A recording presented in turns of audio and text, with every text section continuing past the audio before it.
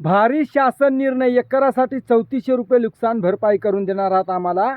तुमच्या जीवाला काळजाला लाज वाटली नाही का रे? 3400 रुपयामध्ये काय होते? खर्च निघते का 10% तरी शेतीतला लावलेला? आणि याच्यातून आम्ही पुढे जाऊन काय करावं, कोणतं बी पेरावं, आमच्या वैतीचा तरी खर्च होईल का पुढच्या पिकासाठी या 3400 रुपयामध्ये? आणि त्याच्यातही तुम्ही आम्हाला 100% देता, 50% देता। 50% दिलं तर 1700 रुपये येतील आम्हाला। काय द्यायले तुम्ही? भीक द्यायले की मदत करायले? अरे तुम्हाला लाजा वाटल्या पाहिजे।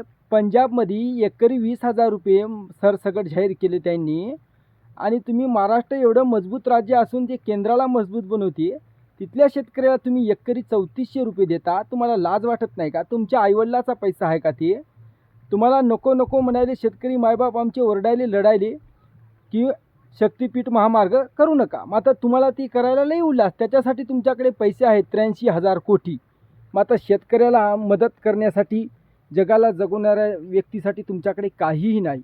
आणि अशी हात पसरायची, अशी बोलायची वेताही येत नव्हती, कारण हे सगळं प्रशासनाने करून ठेवलेलं आहे। कारण आमच्या मालाला योग्य भाव नाही, काय तुम्ही त्या हमी भाव ठरवता, नाफेड तुमचं 4-4 महिने पैसे येत नाही, 2 महिने नंबर लागत नाही, सगळी व्यवस्था ठप करून ठेवली शेतकऱ्याच्या बाबतीत। आणि मदत करायच्या वेळेस अशी भीक दिल्यावानी करता तुम्ही। लाजा वाटू द्या आणि चांगलं जरा तुम्हाला सोबेल अशी मदत करा।